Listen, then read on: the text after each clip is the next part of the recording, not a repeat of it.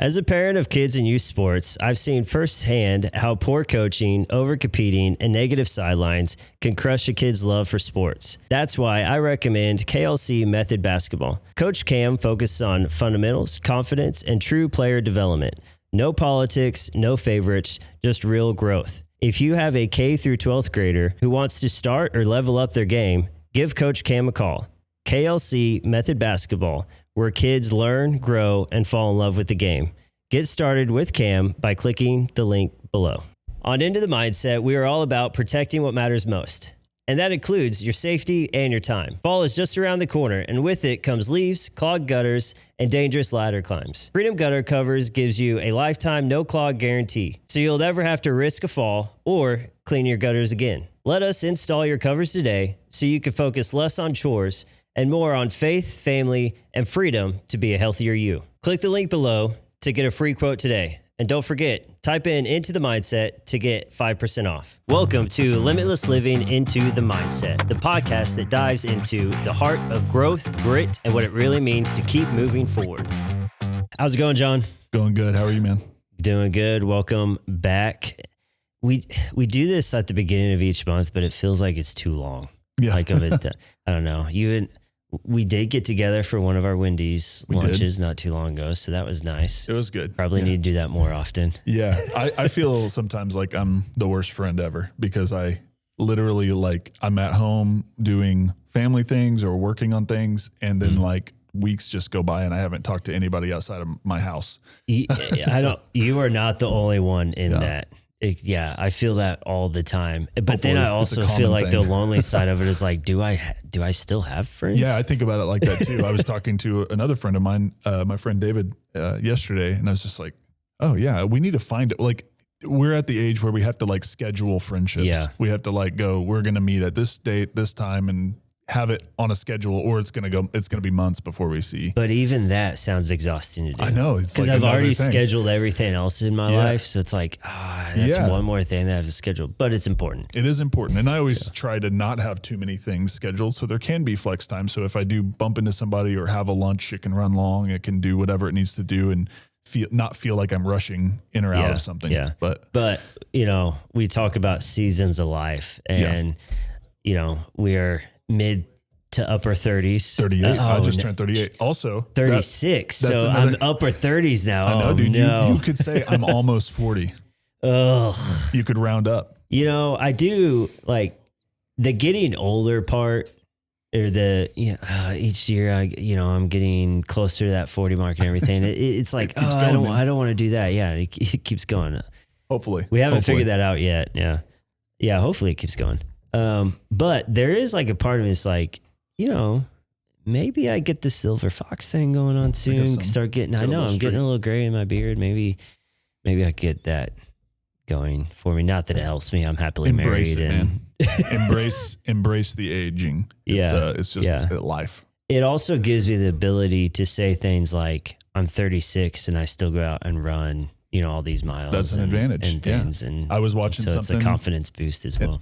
A guy was talking, he was I don't even know, probably in his 70s. And he was talking about, at his age, this, at his age, that, all the things he couldn't do because of his age. And it made me think of the conversations that we have on this podcast or just in life, of just how much of a limiting mindset we can have whenever we just say simple things like that. And it kind of, we're here to recap Darin's episode, but he's an example of the limitless mindset 100%. in a major way. Yeah. Because he doesn't let anything, it doesn't seem like, doesn't let anything hold him back, so to speak. He just he's like, okay, well, I guess it's another obstacle, or it doesn't even look at it like an obstacle. It's just life. And you just move through it and go. Mm-hmm. And I really appreciate that. That's why I always, talking about aging, getting older, whatever, I just had my 20-year high school reunion thing or whatever. Yeah. And so much of the conversation was it was like people, it seemed like they were trying to resist the fact that we're all close to 40 or whatever. Mm-hmm. And it just doesn't matter. It's what you make it, right? It's it can be a bad thing. It can be a good thing or whatever. Mm-hmm. But if you allow your mindset or your thinking to be limited in that way, you kind of just screw yourself over because Yeah. you're like, okay, I guess, if I'm too old to do that, why try? Yeah. You know? Yeah. No, I want to like defy that. Yes, like, I'm me too. 40, so I'm not supposed to do these things. Watch me do them, and then some. Yeah. That's kind of my mindset with it. same. That's where, and I always used. Bless you. That Second, happened in Darin's episode too. All right. If you guys don't know, it's November in Missouri, so everybody is cold and flu season / whatever. Yeah. Yeah. And we went from like 40 degrees to 70 degrees, and we're going to go back down to like 30 degrees. There's no way of fighting that either. Just embrace it. Welcome to Missouri. Missouri weather. But I think that was one of the main big takeaways with Darin's episode was just literally, I know it sounds super basic and generic, but like just the mindset of him, like waking up every day, consistent in what he does, consistent in his approach to things, thinking and I hate to use the word manifesting, but you guys talked about The Secret, which is all about that. And so, but did you notice he didn't mention the word? He just described it. But I think just like meditation gets a bad rap. From Christian circles anyway. But it's the same, like the notion of it is the same way. Is like you're the way you think and the words that you use, and the way you talk about your life or whatever really does have an effect on stuff. And so would you say that prayer at times is a very like Christian or religious form of manifestation? Because I mean, a lot of times you're praying for the things that you want or things that you're seeking. It's just a word. It's a buzzword that gets associated with quote unquote new age. And it's like people get that way, especially in the Christian world, in the church world or whatever, about like vibes or about energy. Well, that's a really annoying one because everything is energy. God is literally energy. Right. So I like talking about things in terms of energy. Everybody kind of gets weird about it. They think it's like witchy or something. And it's like, no. Well, and I mean, anytime you watch a show on TV and it's always the weird, hippie chick or whatever that's like, let's manifest our life. And that is, there's dangerous versions of all of these things, but it's not like by default, like a bad thing to use those types of words. It's just, they have to almost be like reclaimed, just like meditation. Meditation is described like explicitly in scripture, but it's the type that we're talking about is prayerful meditation on scripture. It's not emptying your mind, but it's filling it with the right things. Yeah. And kind of Eastern meditation is about emptying yourself of everything, to reach enlightenment or whatever. Yeah. Which also is something we just talked about it at church last night, Wednesday night service. We talked about sitting in the silence and listening and things like that, which again, we weren't saying meditate or go through meditation. But it was sometimes you just gotta sit in the quiet. Silence and solitude. Yeah. That's what Darin talked about. That's the hot tub time, right? That's the hot tub time. He wakes up and he has the express goal of spending time with the Lord, spending time in his own thoughts or just in silence, which is also still spending time with yourself and with God. And I think that's that's an important thing in general. And I think that helps. I mean, that you can see it in the way that his business goes, how well his business does, how well he does as far as like interacting with people, staying positive, like every time I've talked to Darin, it's been nothing but positive. Like just our interactions are always pleasant. He's always, he'll look you in the eye, he'll smile, he'll shake your hand, and actually like, yes, of course he's concerned about the business side of things, but he wants to know how you're doing as a person. And I've always appreciated that. Yeah. His mad is like normal, like people, like whatever your attitude is throughout the day normally is like his mad. Yeah. Like that's because he's usually like the golden retriever of just life. And he just has that view on it. And I think a lot of that he can attribute to those routines that he put in place. And I love that he kind of mentioned that. And him and I, again, being friends, working together, we have these conversations all the time. He had mentioned his book. I have a few things that I'm working on, not a book because I don't know if I'm that type of person, but that's a limited mindset. That is a limited mindset. Write a book Very now.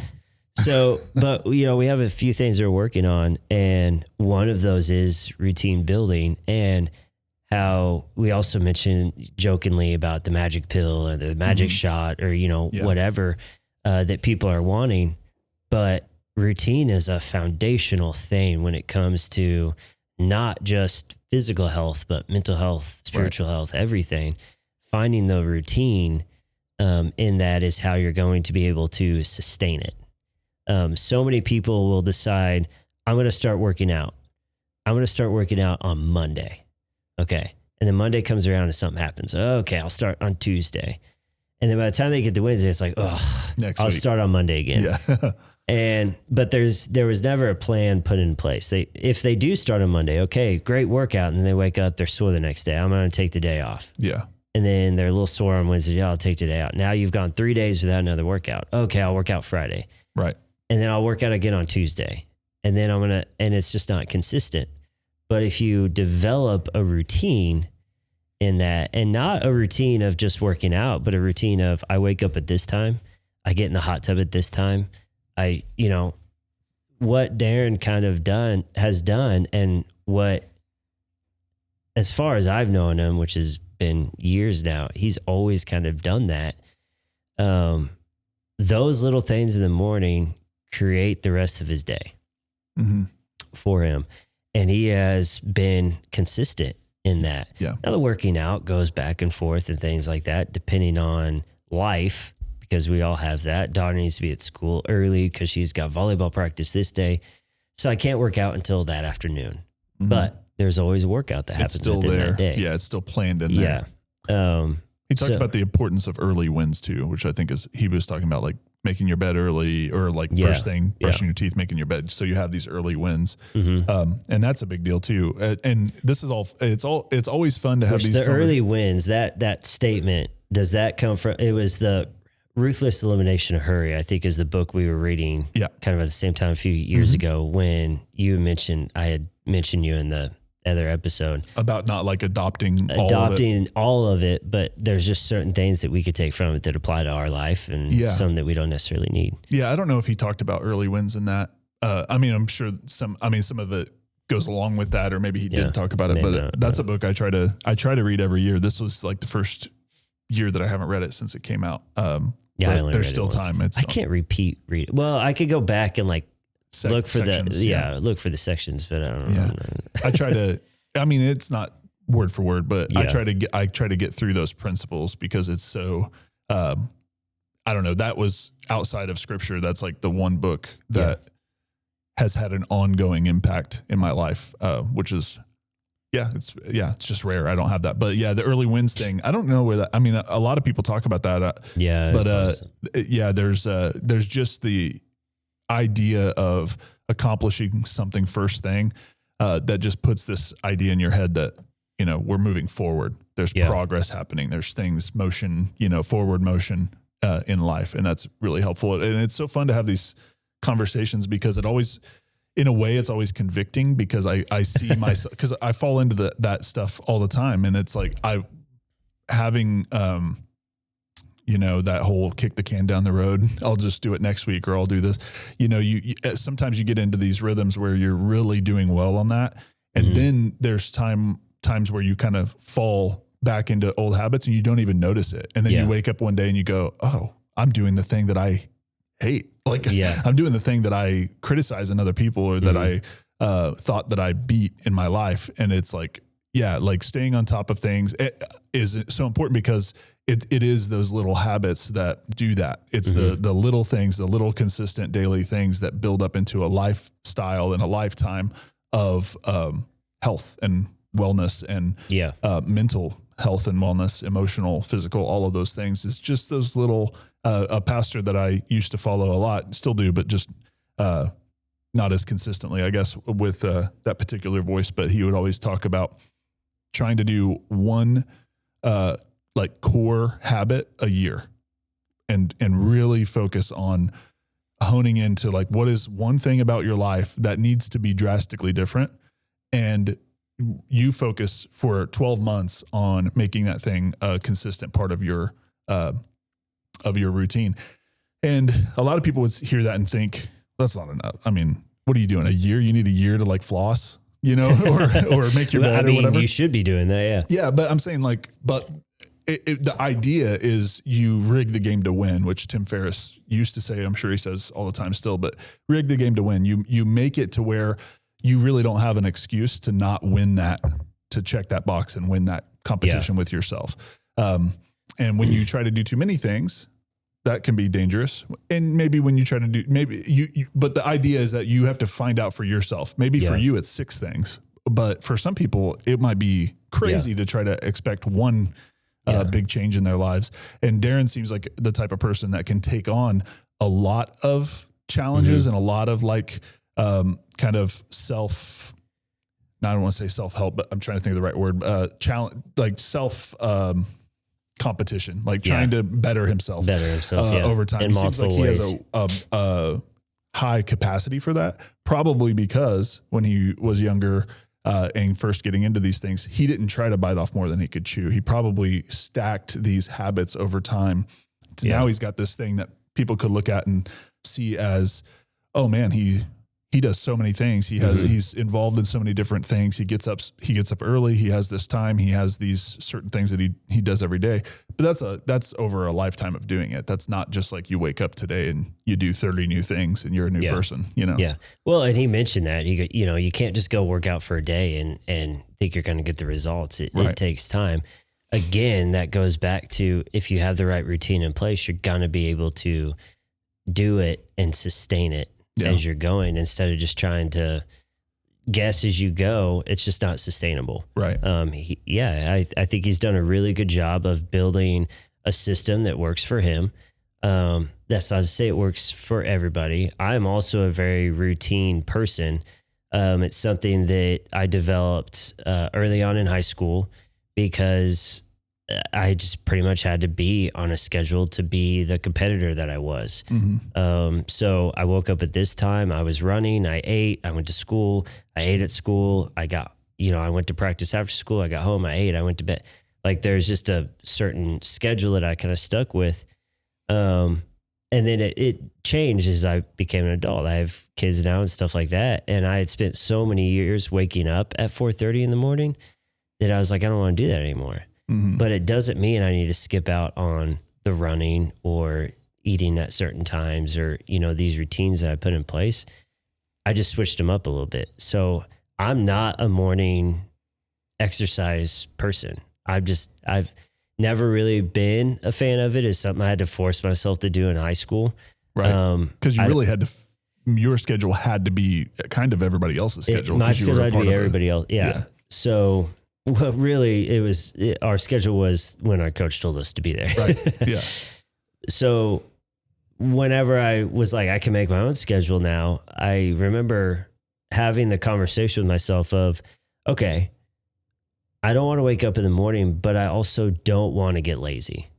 So I'm used to running in the morning and in the afternoons, but I don't want to just become this, like, I'm just not going to run at all. Yeah. So I stopped running in the morning. I have the certain things that I like do in the morning. It's part of my routine. And then I run and I do my exercise in the afternoon now, because I enjoy that. I feel better. It's, to me, exercise or running is therapy. It's therapy. It's a level of worship. It's a level of calm. And so I like it as my end of day. That's why I put it there. To Darin, his workout is the start. Yeah. It's the energy boosting. It's all of those things. It's therapy as well, but it's those things. It's what he wants to, it's the foundation he wants to start his day on. And so that's why it's in the morning for him. Yeah. So just for any listeners, as you're building a routine, talk to yourself and figure out what's going to work best for you, because the routine has to work for you if you want to sustain it. But find that routine. It's important to find the routine and stick with it. Right. And then you're going to see all of these goals, whether it's business, health, family, relationship, spiritual, whatever it is, you're going to see these goals start to happen. Or like what you're talking about, all the different successes of growth that you've these are your goals. One by one, you'll start to hit those goals, whether you have one or you have 6, it'll start to hit. It's playing the long game. It's knowing that the things you do today impact who you are a year from now or 5 years from now and stuff. And we're all almost 40. Yeah, that's like right. what we were talking about. But man, it's been a long, almost 40 years, right? And let's say we live till we're 80, that, you know, that's another 40 more. So it's like, you got time. You still have time to do this, but let's start now. Let's get started now. That speaks to limitless mindset as a concept, not just, you know, as the name of this podcast, but like the reason that it's the name of the podcast is this idea that like we can all, no matter where we are, develop that limitless mindset and challenge the things that limit us in our lives. And you're not out of time. I mean, you're out of time when time's up. Yeah. So even if you're, you know, 60 or 70 or whatever, like if you're just talking about it from an age perspective, like there are a lot of like very young people who feel like because they don't have like insane success at, you know, 23 or whatever, that they're washed up or something. And it's just like 36. I still haven't got it. So 38 and here we are.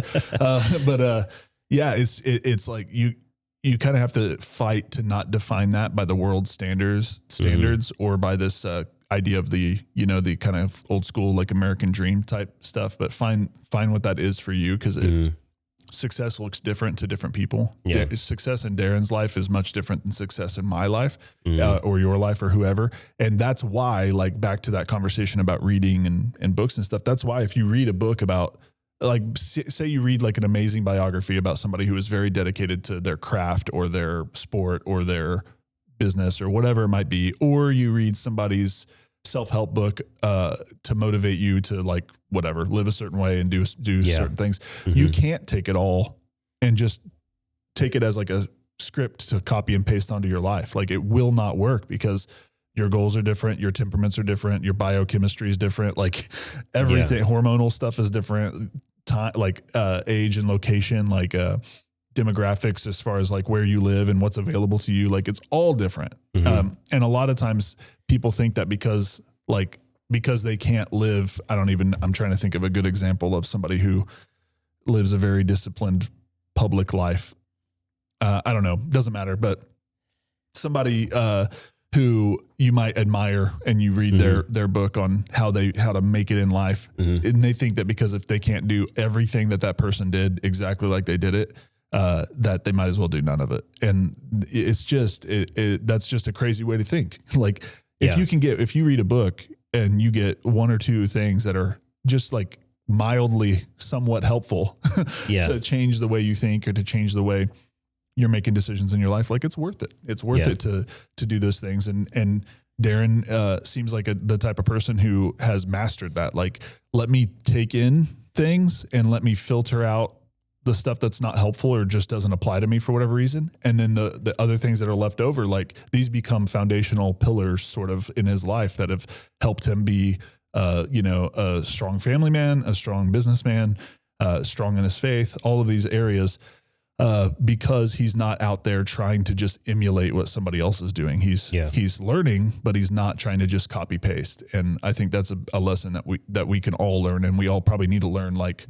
at multiple phases in life, is that we can't just adopt what somebody else has done and expect the same type of success. And we also have to question why we want that success to begin with. What is our motivation? What has God given us before us? What are the opportunities here to take advantage of or to not take advantage of or whatever? And really think of it, like, not let other people kind of do the hard work for us and then just want to go, I got that, I got the success now. I've got the, whatever. I've got what I need from that. You have to develop it for yourself. It's crazy. Well, like, while you're going through that, one of his books is right behind you. So that's why I thought about it. But Chip Gaines kept coming in his book, which is probably kind of an odd. Yeah. No pain, no gains is that one. And then he has capital gains.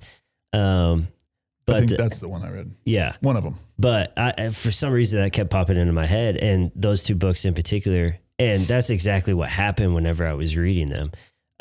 He was someone that I look to because I love that he is a hard worker, but he always had like a positive and maybe it's just on TV. I don't know. I've never really met the guy, but he always has like a fun guy. Yeah, a positive attitude, humor behind it and everything. But there was a lot in his book that I was like, that just doesn't really apply to my life, or not something that I strive to do.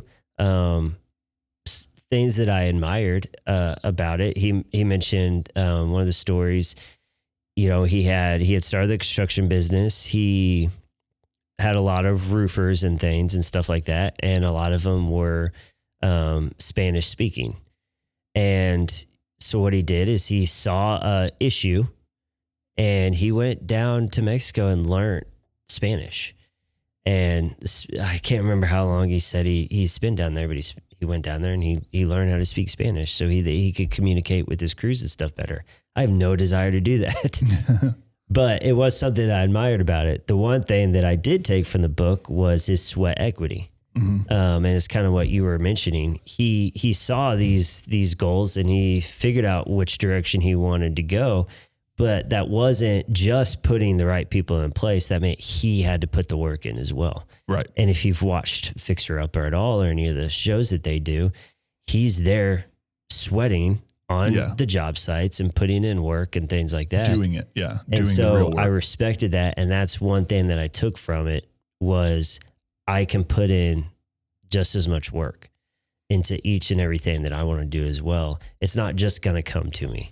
Right. I have to put in the work for it. And Darin knows that as well. I've watched it with him, and I want to kind of go back a little bit to what you had said earlier, where these conversations, it's kind of a conviction as well, because we're not the best at things. I want to remind people that, we're not experts on here. We're not these celebrities that make all this money because we're self-help gurus. We're just and two dudes, almost 40, living life. Almost 40 dudes. You're closer than me. Yeah. Hey, I'm all just for it. living life. So we're not experts on this. We might be experts. Yeah. That is what you said. We could be experts, but not experts. But we're going through this life just like everybody else is. And too often do I see people that, and I mentioned this as well, get stuck in survival mode. Mm-hmm. Oh, this is the way the world is. It sucks. It's not fun. So I'm just going to survive. Yeah. Instead, why don't we set the routines, put in the sweat equity, and strive for the things that we want? Because if this guy over here can become a millionaire, then I could become a millionaire. If that's what you want in your life. Yeah. If this guy over here has this family, then I can have that. We do the opposite of that. Is we hear those stories and we compare, and we don't try to see how we could do that. We start it by saying we could never do that. Yeah. And it becomes what do you do with that? That's the limited. Right. And it happens. That's why he's so successful in business too, because he's not looking at competition in a comparison mindset. Mm-hmm. He's looking at it in there's enough to go around. We can all, like you said it, competition versus healthy competition. Right. I don't want competition for the sake of competition. I want stuff that's going to make me better too. I want to be in competition with, I guess I hate to say it this way, but this is the only way I can think of.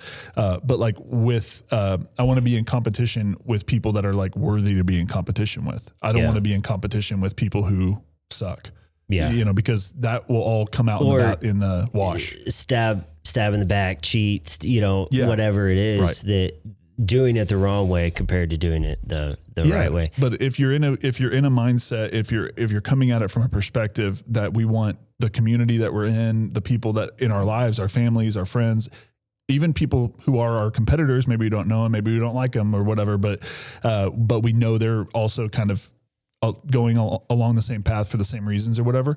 If we're in it to lift each other up and to help each other out, that just makes everything better and everybody better. Yeah. And you were talking about, he had mentioned, did he say it in the podcast, or did you guys, was it just the story you were telling about a guy coming in with a, we talk a lot before the podcast as well. So who knows where, but it's the story you were just telling about, somebody comes in, it's a discontinued piece of material. And then he kind of he finds it, helps him find it and directs him to a competitor to be able to do that. It's like, so that was off the podcast. I had mentioned he came in and it was there, his dad knew him and things like that. But, off the podcast, we had brought it back up. And the cool thing is it like, we sent them to a potential competitor to get the material and everything from, but also someone that we work side by side with. It's a distributor that we work with, and actually was if go back in the history a little bit more, was a big foundational step for freedom becoming freedom.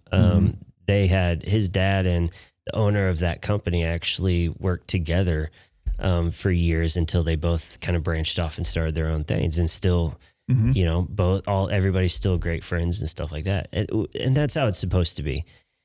And I'll kind of say that to the general public. Look at a company. So whether it's a construction company or whatever else, but if you look at a company and see how they are treating other companies or competitors, or see how much they get along with the other competitors. So if a construction company gets along with another construction company and they get along with this one and this one, but then there's this one out here that just doesn't really get along with anybody. Playing by their own rules.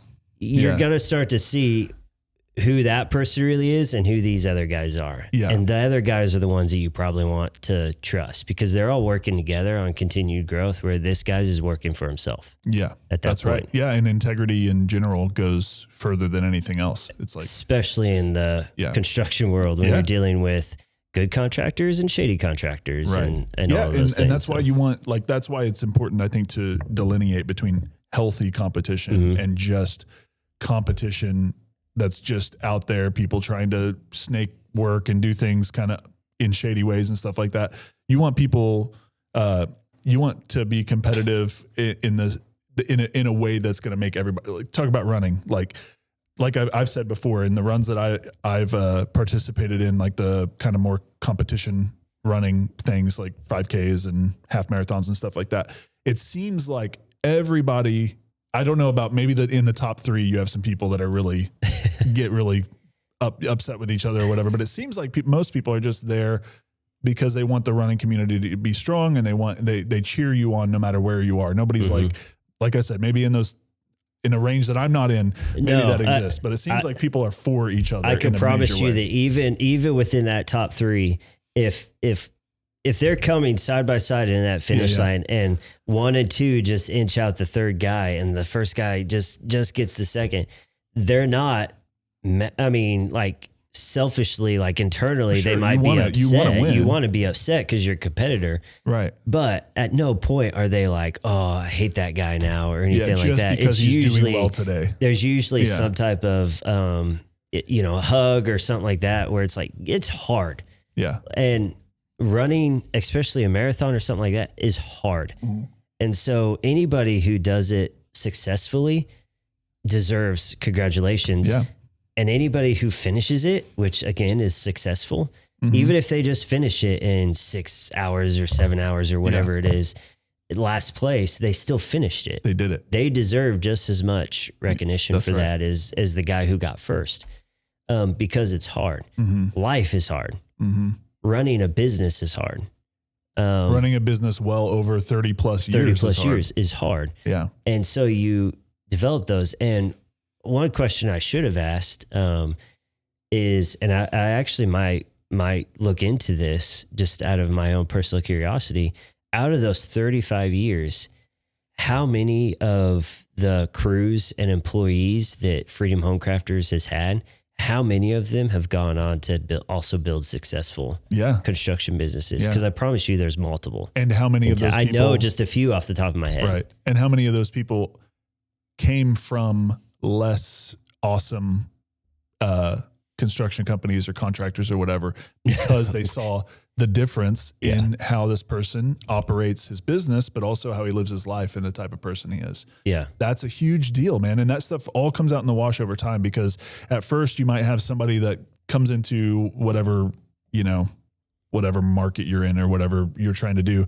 and they seem all like awesome and they're doing stuff they're kind of all over the place. They're involved in everything. And then over time, you start to see the real version of that person come out. Yeah. And I think it's important for any business owner, any just like person dealing in the church world, especially, you kind of like give it time. Don't just base it off of whatever your first interaction is with a person or whatever your first involvement is with a new business or with a new church or with a new organization or whatever. Give it time to see kind of how these interactions go over, a longer period of time. So you can see, is this person really walking in integrity, or are they trying to make a quick buck, or are they or do they have some like juvenile goal to just like tear people down and be a jerk about stuff and be nasty on Facebook about other people or whatever. Or just attention seeking. Yeah. Whether it's good, bad, whatever. It's just, I just want attention. I just need, and I need eyes on. You don't see that with Darin. You know what I mean? But that's the difference, because Darin, whenever he could be, getting involved in drama online, he's, prayerfully considering what he's going to do today. He's working out, or he's reading a book that's trying to help him and the people around him get better. And that is not always the case. A lot of people make their business decisions, their personal decisions, whatever, based on how it will look to another person, or kind of like how it can make somebody else look bad or dumb or whatever. If they're focusing on the right things, everybody's elevating, and the people who you don't like in that same space just kind of over time fall by the wayside. And I think he knows that, he knows that the only thing that's going to make freedom look bad is him. And his decisions and the way that he presents himself to the community. And I mean, of course, your employees and stuff like that, but that all comes from the top down. And I experienced that in the church that I used to work for, where things started changing in the way that the leader kind of approached things in his life. And that really had a trickle down effect, and it really damaged, the reputation or whatever, because you saw over time, this person actually doesn't have the integrity that they presented. And you can see it in the way a person carries himself. And I think Darin is a person that carries himself like he doesn't just talk the talk, he walks the walk. And I think that's a really important thing as a believer, for sure, but as a family man also, for sure. But as a business owner, you want to be able to trust the people that especially when they're working on your house, when they're putting a roof on or whatever, doing whatever is going on, because you want to be able to know that the work that they're going to do is like a reflection of the person that they are. Of the person they are. Yeah. 100%. I agree with that wholeheartedly. We got to kind of start to wind this down. But I mean, anytime you and I get together, I think we go on and on about all of these things. And we're always in agreement for the most part on things. So always nice to talk to you, John, and or Jonathan. I don't either or. But I appreciate you always coming in. We're going to start, let's see, this will air with December, and then the first of the year, we're going to start doing some different things. Different format. We will be doing 2 guests a month. Yep. So I'm really excited for that. We'll have Darin will still continue to guest host on an episode, and then we'll have you as a guest host on an episode. So I love it. I'm excited for that. This would be our last recap, potential recap. Yeah, we might still do some recaps every once in a while, or we'll bring it back. But I'm really excited. I think it's the next step in growth, which is what we've talked about today. We want to keep growing. Well, and that's the thing. I mean, just to say that concisely, like when you're talking about limitless mindset, that means that you have to always be thinking about a way that you can improve what you're doing and not get stuck in a complacent, at a complacent level with whatever you're doing. So we just keep changing stuff up and making whatever, work. Yeah. And so far this podcast has been amazing. We've been very blessed. But recently I've been getting more and more people, you need to have this person on, you need to have this person on. I've had some people send me messages saying, I would love to be on the show. Yeah. Things like that. So it felt time to, let's go ahead. We got the first of the year. Let's go ahead and go start adding more guests. to the episode and grow a little bit. But I will say that all of these things, as we continue to progress, it does take time and money to do them. So anybody who wants to, sponsor or advertise or help us out, we'll take it.